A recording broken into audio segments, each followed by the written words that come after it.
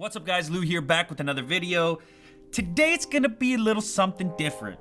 It's because I was thinking, talking to Jack, trying to figure out something interesting, a new kind of series. Recently you may have seen a video in which I switched to the BlackBerry Priv as my personal daily device. Essentially what happened was I took my SIM card out of my Galaxy S6 Active, put it into the BlackBerry Priv, and then went on to use that for, I guess, what is now almost 3 weeks. Getting all these phones coming into the Unbox Therapy headquarters all the time, and it was like, man, how do I decide which one to use and for how long, and so on and so on and so on. So I decided that the best way to deal with this influx of phones is to use them as my personal device. Remove the SIM card, insert it into the next device, and actually fully transition my lifestyle. The purpose of this video is to continue that transition from the BlackBerry Priv and now into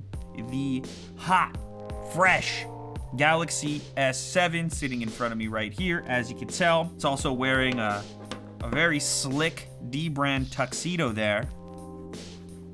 So I'm just gonna tell you a little bit about my experience with the BlackBerry, some of the differences, benefits, drawbacks, and what I'm looking forward to with the S7. So, the Priv. I was concerned about switching to this device. How well was BlackBerry going to be able to integrate a real Android OS onto some of their hardware? Of course, this also features the full keyboard, which, I mean, how would that all work? It hasn't been as much of a transition as I expected compared to my Galaxy S6. As much as I like the texture of the material on the back, it's just a big phone. You know, angular corners and whatnot. Moving from that to the S7, my goodness, the S7 is one of the comfiest phones I've ever held. It's got curves in all the right places. Sometimes you forget just how nice it is to have that real single-handed functionality associated with a manageable screen. This super slim edge on the edge just makes it a tiny bit less comfortable to hold, in my opinion. Nonetheless, this is the one that I'm gonna be using for the next little while. Now, just to wrap up a little bit on the BlackBerry, I would say it's a fairly easy transition for somebody coming from Android. After all, it's running Android and everything you would expect to find on Android. I got a lot less use out of the keyboard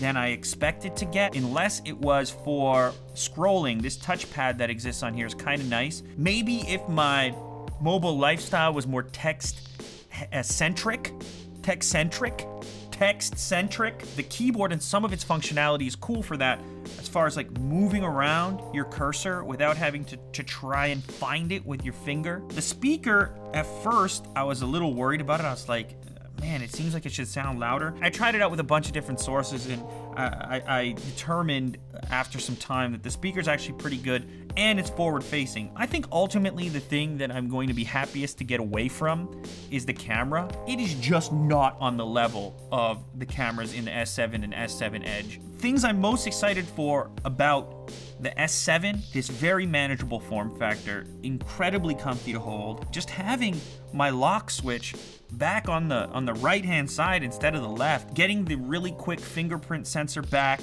is also a plus. I have swapped out the theme. There's a theme called Android 6.0 in the theme store, which gives you a far more Nexus-like look to your S7. I highly recommend it. You can see I have the plain black background. In conclusion, I would say that what we're finding here is a lot more parity as far as manufacturers are concerned. Once upon a time, there was this vast gap between the market leaders and everybody else, and that thing is shrinking now. Sure, the S7 is still sort of at the cusp. It's at the bleeding edge from a performance standpoint. These new devices are now water resistant up to 1 hour, I believe, in a foot of water.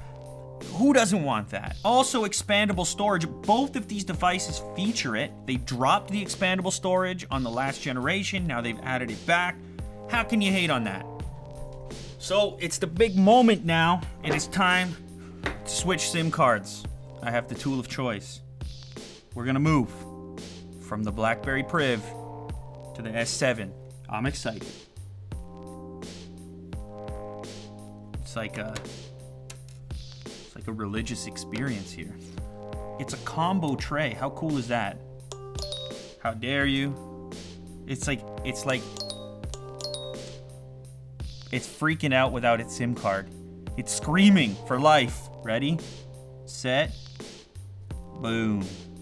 Stay tuned to my social media, Twitter, Instagram, and so on to see all the pictures I'm shooting on this device from this point forward. 2 weeks!